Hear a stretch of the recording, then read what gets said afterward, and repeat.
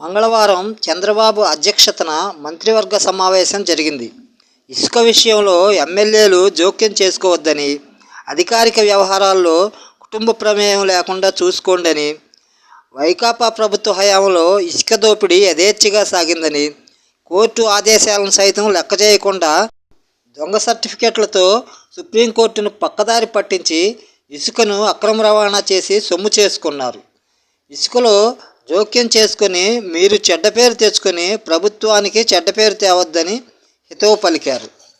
October వరకు కొత్త ఇసుక రీచ్లు ఉండవని, అప్పటి వరకు డంప్ యార్డుల్లో ఉన్న నిల్వలు బోర్డ్స్మెన్ సొసైటీలు తవ్వి తీసిన నదులలో పూడికి తీయడం ద్వారా వచ్చిన ఇసుక అందుబాటులో ఉంటుందని, 3 నెలలకు 1 కోటి టన్నుల ఇసుక అవసరమవుతుందని అంచనా వేస్తున్నామని, ప్రస్తుతం అందుబాటులో ఉన్నది అక్టోబర్ వరకు సరిపోతుందని తెలిపారు. ఇసుక అవసరానికి తప్ప అమ్మకానికి కాదు అని చంద్రబాబు అన్నారు. భూ కబ్జాలకు ఆస్కారమున్న ల్యాండ్ టైటిలింగ్ యాక్ట్ రద్దుకు మంత్రిమండలి ఆమోదం తెలిపింది. 22 నుంచి జరగబోయే అసెంబ్లీ సమావేశాల్లో ల్యాండ్ టైటిలింగ్ యాక్ట్ రద్దు బిల్లు పెడతామని నిర్ణయించారు. ఆగస్టు 15 నుంచి అన్న క్యాంటీన్లు ప్రారంభిస్తున్నామని, మంత్రులు ఎమ్మెల్యేలు ప్రభుత్వ పథకాల పంపిణీలో పాల్గొనాలని, ప్రభుత్వం నుంచి ప్రజలకు జరుగుతున్న మంచి గురించి ప్రజల్లోకి తీసుకెళ్లాలని చంద్రబాబు అన్నారు. కాకినాడలో ద్వారంపూడి కుటుంబం బియ్యం అక్రమ రవాణా గురించి సభలో చర్చకు వచ్చింది. తండ్రి పౌర సరఫరాల సంస్థ అధ్యక్షుడిగా, ఒక కుమారుడు ఎమ్మెల్యేగా, మరో కుమారుడు రైస్ మిల్లర్స్ అసోసియేషన్ అధ్యక్షుడిగా ఉండి మొత్తం వ్యవస్థను గుప్పిట్లో పెట్టుకుని ఆడించారని, రేషన్ బియ్యాన్ని రీసైక్లింగ్ చేశారని, కిలో 43 రూపాయల చొప్పున అమ్మేశారని, విదేశాలకు అక్రమంగా ఎగుమతులు చేశారని మంత్రులు పేర్కొన్నారు. వారి అక్రమాలపై ఎలాంటి విచారణ జరిపించాలన్న అంశంపై చర్చ జరిగింది. నిర్దిష్టమైన సూచనలతో రావాలని చంద్రబాబు సూచించారు. అన్ని శాఖల మంత్రులు తమ శాఖల గురించి త్వరగా అవగాహన చేసుకుని 100 రోజుల ప్రణాళిక వేసుకుని త్వరగా కార్యాచరణలోకి దిగాలని, వైకాపా నాయకులు చేసిన అక్రమాలు అన్యాయాలను అవసరమైతే చట్ట ప్రకారం శిక్షించే విధంగా కేసులు పెట్టాలని చెప్పారు. కూటమి ప్రభుత్వం ఇచ్చిన హామీల్లో ఆర్థికేతర అంశాలేవో చూసుకుని ఆర్థికేతర అంశాలపై వెంటనే దృష్టి పెట్టాలని తెలిపారు. ప్రభుత్వంపై సామాజిక మాధ్యమాల్లో వైకాపా అదే పనిగా బురద చల్లుతుందని, దాన్ని మంత్రులు గట్టిగా తిప్పికొట్టాలని అన్నారు. వచ్చే నెల పింఛన్ల పంపిణీలో మంత్రులు ఎమ్మెల్యేలు విధిగా పాల్గొనాలని నిర్ణయించారు. పింఛన్లపై ఏటా 33 నుంచి 35 వేల కోట్లు వెచ్చిస్తున్నందున దీన్ని ప్రతిష్టాత్మకంగా తీసుకోవాలని చంద్రబాబు సూచించారు. మెగా డిఎస్సి ప్రకటించామని, పోస్టుల భర్తీ ప్రక్రియ సాగుతోందని, నైపుణ్య గణన జరుగుతోందని పేర్కొన్నారు.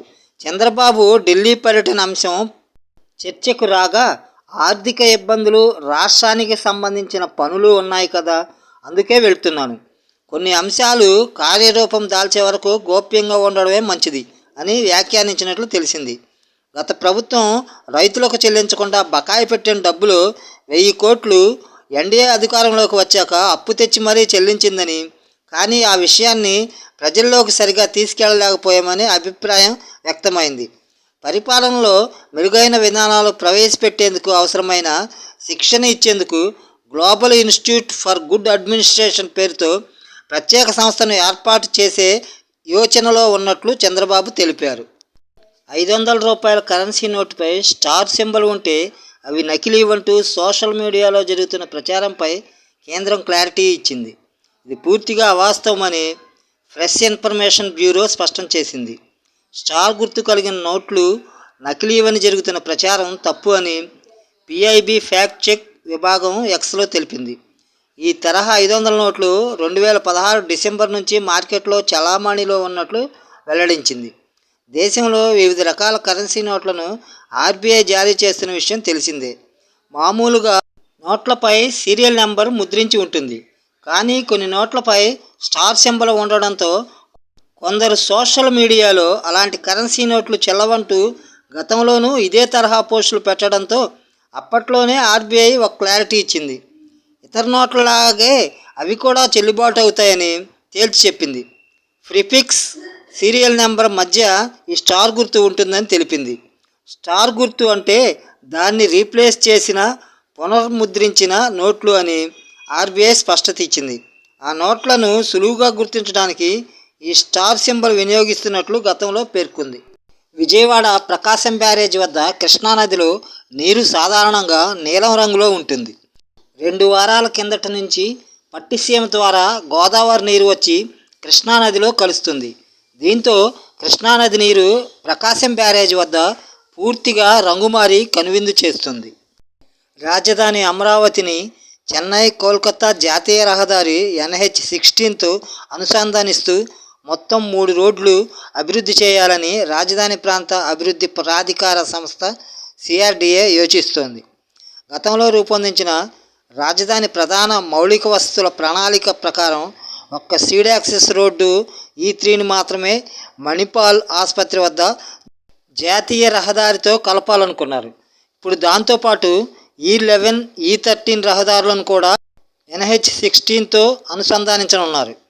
రాజధానిలో ప్రధాన రహదారుల ప్రణాళికను తూర్పు నుంచి పడమరకు, ఉత్తరం నుంచి దక్షిణానికి గ్రిడ్ విధానంలో రూపొందించారు. తూర్పు నుంచి పడమర వెళ్లే మార్గాలు E1 నుంచి E16 వరకు ఉన్నాయి. ఉత్తరం నుంచి దక్షిణానికి వెళ్లే మార్గాలు N1 నుంచి N18 వరకు ఉన్నాయి. వాటిలో సీడ్ యాక్సెస్ రోడ్డుకు E3 నెంబరు కేటాయించారు. రాజధానిలో మొట్టమొదట నిర్మాణం చేపట్టిన రహదారి సీడ్ యాక్సెస్ రోడ్డు. దాన్ని మొత్తం 21.278 కిలోమీటర్ల పొడవున నిర్మించాలనుకున్నారు.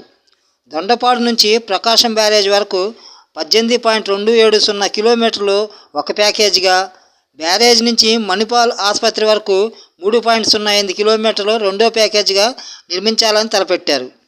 మొదటి ప్యాకేజీ పనులు దొండపాడు నుంచి మంతెన సత్యనారాయణరాజు ఆశ్రమం వరకు 14 కిలోమీటర్ల మేర పూర్తయ్యాయి. గత 7 ఏళ్లుగా రాజధానికి ఈ మార్గంలోనే రాకపోకలు సాగుతున్నాయి.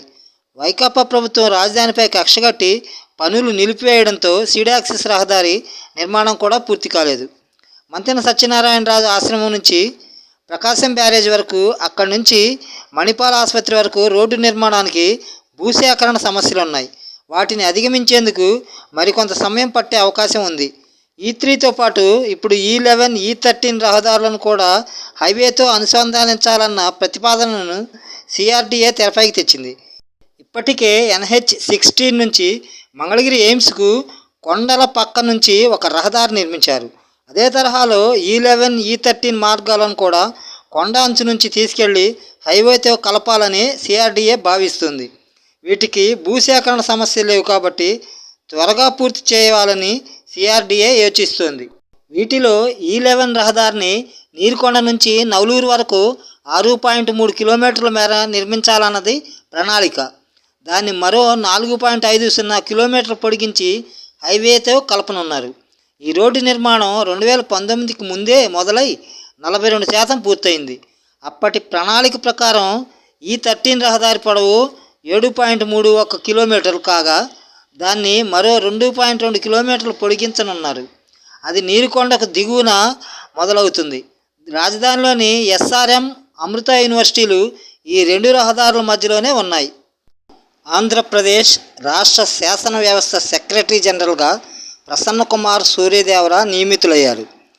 సభాపతి అయ్యన్న పాత్రుడు ఈ పదవికి ఆయన్ను ఎంపిక చేయగా, సంబంధిత ప్రతిపాదనకు శాసన మండలి చైర్మన్ కొయ్య మోషన్ రాజు, శాసనసభ వ్యవహారాల మంత్రి పయ్యావుల కేశవ్, సీఎం చంద్రబాబు మంగళవారం ఆమోదం తెలిపారు. ప్రసన్నకుమార్ గతంలో 5 ఏళ్ల పాటు లోక్సభ స్పీకర్కు OSDగా, 6 ఏళ్లు రాజ్యసభ చైర్మన్ కార్యాలయంలో జాయింట్ డైరెక్టర్గా పనిచేశారు. లోక్సభ, రాజ్యసభ సమావేశాలు వీక్షించేలా టీవీ ఛానళ్లు నెలకొల్పడంలో కీలక పాత్ర పోషించారు. సుప్రీంకోర్టులో రిజిస్ట్రార్గాను విధులు నిర్వర్తించారు. పార్టీ శ్రేణుల సమస్యల్ని స్వయంగా తెలుసుకోవడానికి వీలుగా మంత్రులు బుధవారం నుంచి మంగళగిరిలోని తెలుగుదేశం పార్టీ కేంద్ర కార్యాలయంలో అందుబాటులో ఉండనున్నారు. సీఎం చంద్రబాబు సూచన మేరకు శని, ఆదివారాలు మినహా రోజుకొకరు చొప్పున ఈ నెల 31 వరకు పార్టీ కార్యాలయంలో ఉంటూ వినతులు స్వీకరించనున్నారు. మంత్రులతో పాటు ఒక్కో రోజు ఒక్కో ముఖ్య నాయకుడు కూడా అందుబాటులో ఉంటారని పార్టీ కార్యాలయం మంగళవారం ఓ ప్రకటనలో తెలిపింది. గుంటూరు జిల్లా చేబ్రోలు మండలం కొత్తరెడ్డిపాలెనికి చెందిన 13 ఏళ్ల బాలిక శైలజ అనుమానాస్పద స్థితిలో మృతి చెందడంతో శవ పరీక్ష నిమిత్తం గుంటూరు జీజీహెచ్కి తరలించారు. ఆ బాలిక మధ్యాహ్నం స్కూల్ నుంచి బయటకు వచ్చి ఇంటికి రాకపోవడంతో ఆమె తల్లి అన్న వెతకగా గ్యాస్ డెలివరీ బాయ్ నాగరాజు ఇంటి ముందు ఆమె చెప్పులు కనిపించగా వాళ్ళిద్దరూ వెళ్ళి చూడగా నాగరాజు ఇంట్లో చనిపోయి కనపడింది. ఎస్సీ కులానికి చెందిన శైలజకు న్యాయం చేయాలని, హతమార్చిన నిందితుడిని కఠినంగా శిక్షించాలని ఎంఆర్పిఎస్ నాయకులు డిమాండ్ చేశారు. ప్రభుత్వం ఇలాంటి అగాత్యాలపై ప్రత్యేక దృష్టి సారించాలన్నారు. ఆందోళన చేసిన వారిలో ఎంఆర్పిఎస్ ఎంఎస్పి నాయకులు కరుణ, జ్యోతి, ఉదయరాజ్, దావులూరు కుమార్, యేసుపాదం, జీబీ రాజు, భాజపా మహిళా మోర్చా జిల్లా అధ్యక్షురాలు నాగమల్లేశ్వరి, ఉపాధ్యక్షురాలు సైదారాణి పాల్గొన్నారు. నిందితుడు నాగరాజు కోసం పొన్నూరు పట్టణ ఎస్ఐ భార్గవ్ నేతృత్వంలో ప్రత్యేక బృందాలను ఏర్పాటు చేశామని తెనాలి డీఎస్పీ రమేష్ తెలిపారు. నిందితులపై హత్య, ఎస్సీ ఎస్టీ అట్రాసిటీ సెక్షన్ల కింద కేసు నమోదు చేశామన్నారు.